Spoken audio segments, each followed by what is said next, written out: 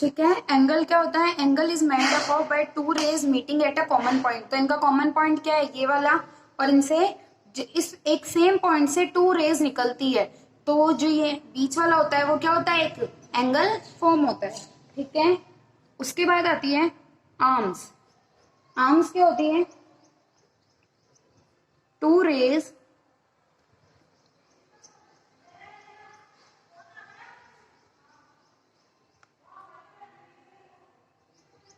Are called arms.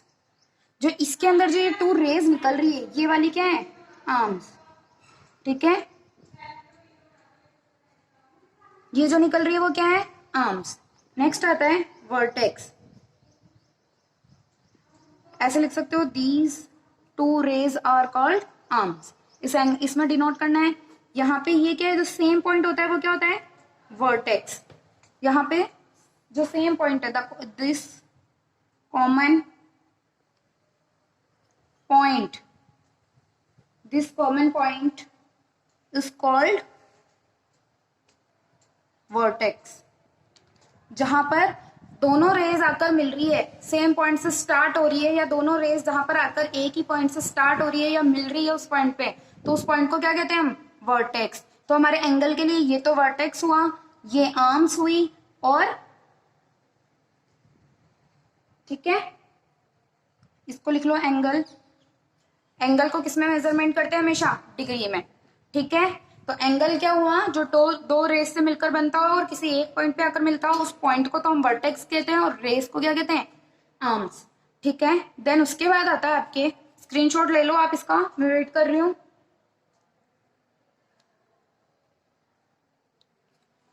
Then उसके बाद आता है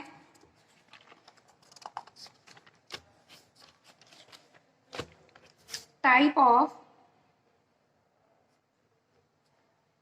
ऑफ एंगल्स। ठीक है। अब कितने टाइप के एंगल्स होते हैं? आपको ऐसे टेबल की फॉर्म में लिख लेंगे, चार्ट की फॉर्म में लिख लो, ताकि आपको कुछ इतना थ्योरी भी रीड नहीं करना पड़े, और इजीली आपको देख के मिल जाए कि क्या कौन से एंगल्स होते हैं और कैसे क्या क्या मेजरमेंट होता है उनका। एक्यूट एंगल फर्स्ट है आपके। एक्यूट एंगल, एक्यूट एंगल क्या होता है? जो 90 डिग्री से कम हो और 0 डिग्री से ज्यादा हो। जैसे यहाँ पे मैंने ये एक एंगल बनाया है, ये क्या है? एक एक्यूट एंगल है, क्योंकि स्ट्रेट होता अगर यहाँ से, तो वो क्या हो जाता है? एक राइट एंगल हो जाता। तो राइट एंगल से कम हो और 90 डिग्री से ज्यादा हो, उसे हम क्या कहते हैं? Acute angle. तो आप यहाँ पे लिख सकते हो, measurement is between 0 to 90। 90 degree, 0 to 90 degree के बीच में जिसका मेजरमेंट हो, उसे हम क्या कहते हैं? Acute angle. नेक्स्ट आता है आपके राइट एंगल। राइट एंगल आप सब लोग जानते हो बनाना, स्ट्रेट। ठीक है, 90 डिग्री। और इसको इसको तो हम लोग जानते हैं कि एग्जैक्ट एंगल ऑफ 90 डिग्री। ठीक है। एक्यूट एंगल क्या था? जिसका मेजरमेंट 0 से 90 डिग्री के बीच में हो। और राइट एंगल क्या होता है? जिसका एग्जैक्ट 90 डिग्री एंगल हो। ठीक है, जिसका मेजरमेंट एग्जैक्ट 90 डिग्री हो, उसे क्या कहते हैं? Right angle. नेक्स्ट आता है आपके obtuse angle.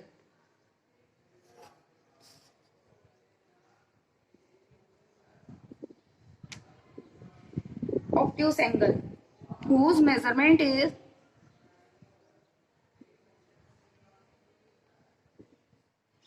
between 90 degree to 180।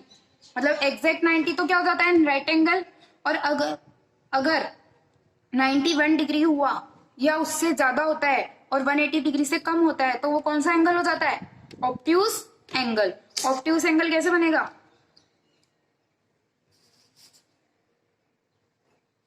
ठीक है, ऐसे आप कोई भी ऑब्ट्यूस एंगल बना सकते हो। देन उसके बाद में आता है स्ट्रेट एंगल।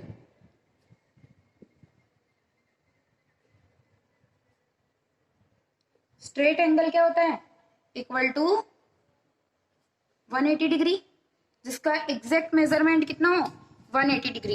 एक स्ट्रेट लाइन पे जो भी एंगल होता है वो कितना डिग्री का होता है? 180 डिग्री। ठीक है, ये स्ट्रेट एंगल है क्योंकि इसका एग्जैक्ट मेजरमेंट क्या है? 180 डिग्री। ठीक है, नेक्स्ट है आपके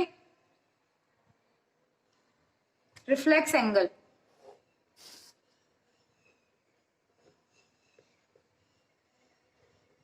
रिफ्लेक्स एंगल क्या होता है? whose measurement is between 180 degree to 360 degree. वापस से रिवाइज करते हैं एक बार सारे टाइप्स के एंगल को। अब मैं इसका पहले सबसे पहले वेट कर रही हूँ, आप स्क्रीनशॉट ले लो। ठीक है, एक्यूट एंगल क्या होते हैं? जिसका मेजरमेंट 0 से 90 डिग्री के बीच में होता है। राइट एंगल क्या होता है? Exact 90 degree. ऑब्ट्यूस एंगल क्या होता है? जिसका मेजरमेंट 90 से 180 के बीच में हो। स्ट्रेट एंगल जिसका एग्जैक्ट 180 डिग्री हो मेजरमेंट।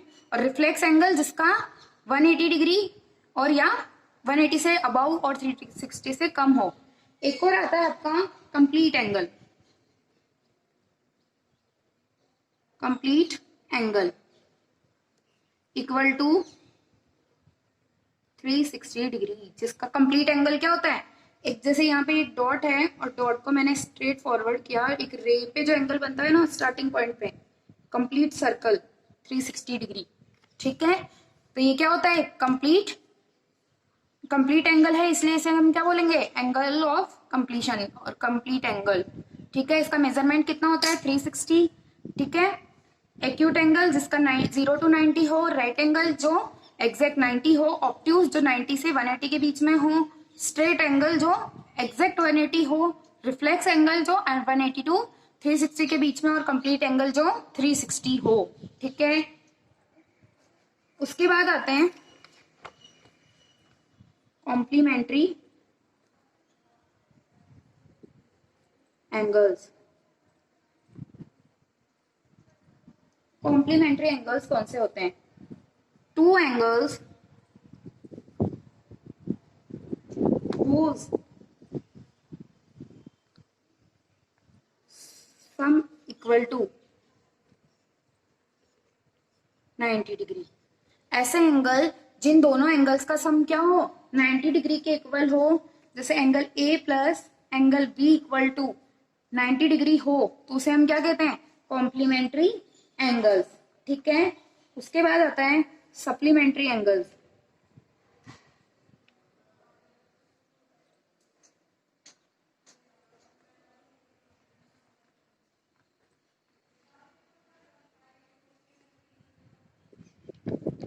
two angles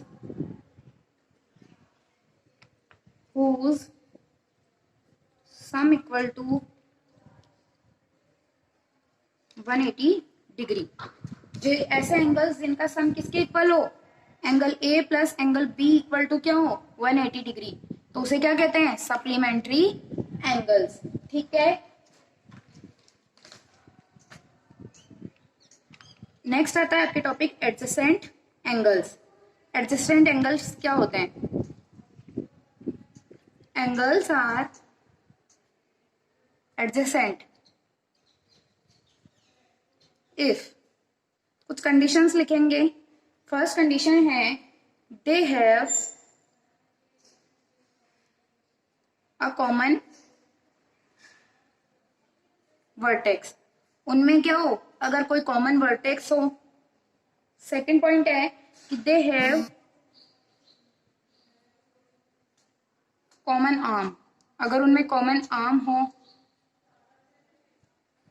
और थर्ड है आपके पास if they have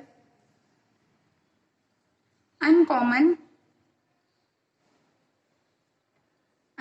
arms on opposite sides।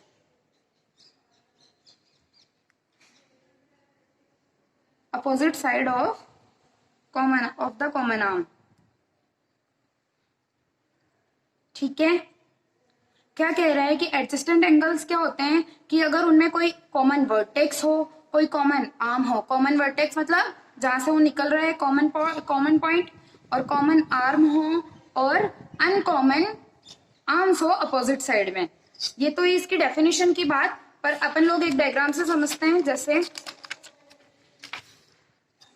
जैसे यहाँ पे देखिए डॉट है, इससे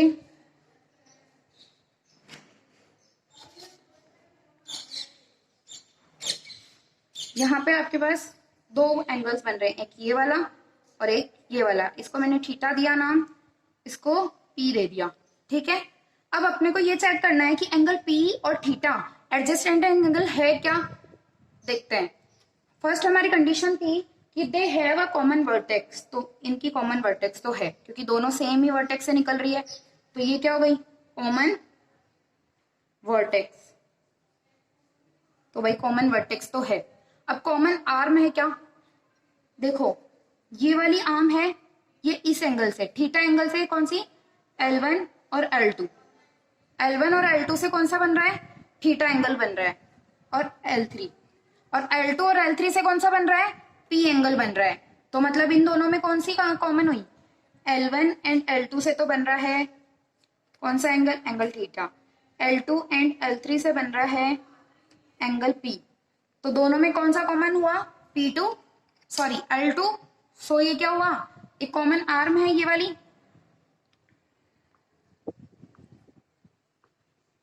अब इनमें डिफरेंस क्या है, थर्ड सिचुएशन थी दे have uncommon arms on opposite side of the common arm. ये कॉमन आर्म और इसके दोनों अपोजिट साइड में अनकॉमन आर्म, तो ये इसमें कॉमन नहीं है, L1 कॉमन नहीं है और L3 भी कॉमन नहीं है, तो ये क्या हुई, अनकॉमन आर्म्स।